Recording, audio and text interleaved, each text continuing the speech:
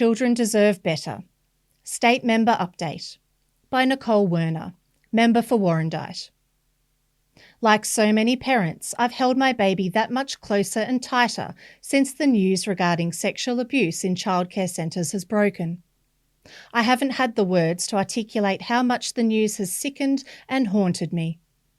It's inconceivable that anyone would hurt a child, let alone a tiny baby as young as 5 months old, in the most vile and deplorable way.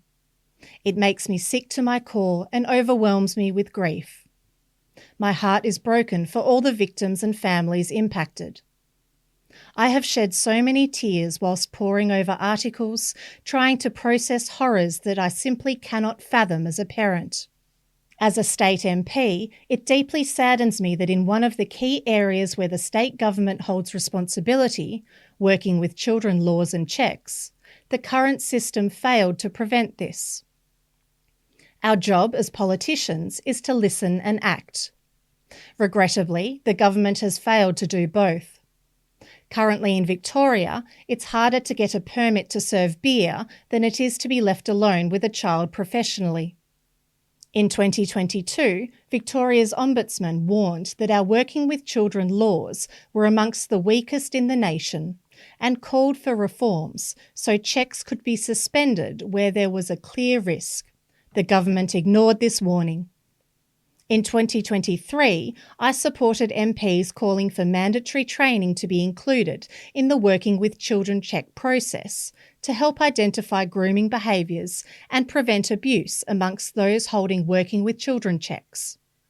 Again, the government did nothing.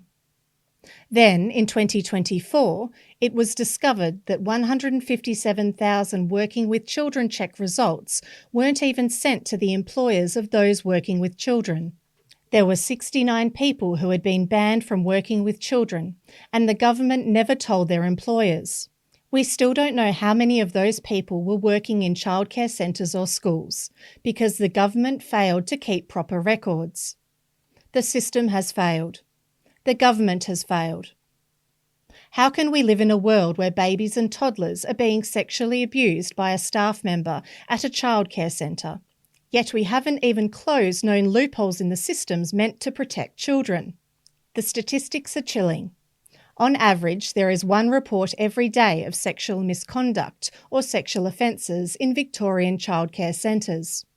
It begs the question, who are the others? Are there more people like this offender still out there? What does the government know that they're refusing to tell us?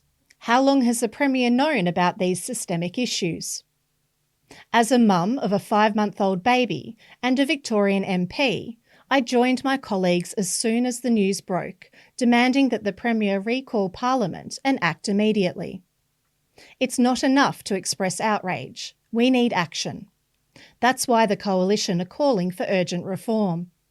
We need a truly independent regulator with the power to oversee child safety and ensure transparency. We need mandatory training for anyone working with children. We need real-time alerts when someone is banned or suspended. We need a system that puts children before bureaucracy. And we need to give parents the right to know when something has gone wrong. The government has commissioned a review into the childcare crisis. While I am glad to see the review taking place, the review is being led by former South Australian Premier Jay Weatherill, who presided over his state's worst child protection disaster, with his government ignoring repeated warnings leading to devastating consequences. By appointing a former Labor Premier with a poor track record where it pertains to child protection to lead this review, the government has politicised the process from the outset instead of putting the interests of families and the community first. While many of the reforms needed are federal responsibilities, I am Warrandyte's representative in the state parliament, and I believe it's important you know my position on these important issues. From my personal perspective, urgent reforms are needed, including a specific Royal Commission into the childcare system, because the system is broken. The 2012-17 Royal Commission into Institutional Responses to Child Sexual Abuse has offered recommendations that indeed need to be urgently implemented. However, the review simply does not comprehensively address the systemic issues that are plaguing the childcare industry specifically. If the federal government is serious about reform, this is a serious mechanism to uncover how best to protect Australian families who use the childcare system.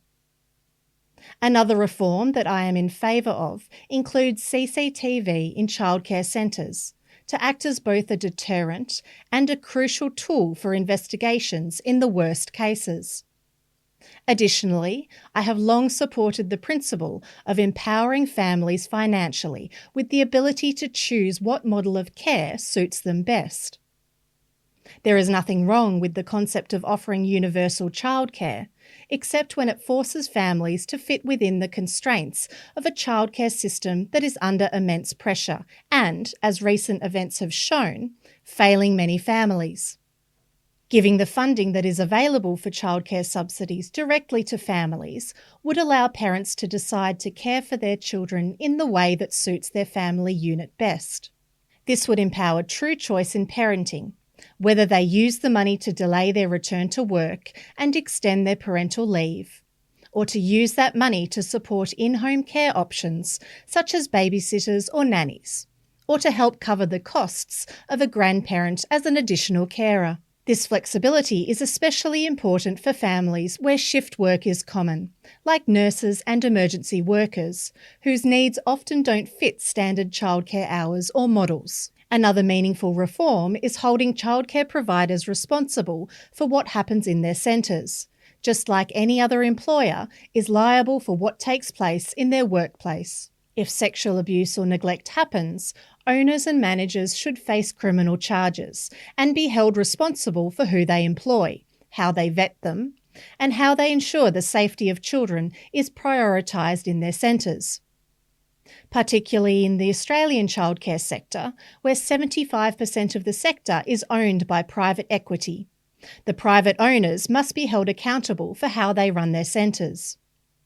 Profit cannot be put before child welfare, and making providers accountable in this powerful way will help ensure that child safety is prioritised.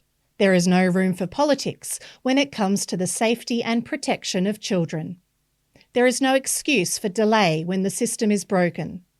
The culture of secrecy must end. Families are devastated and the community is rightly angry.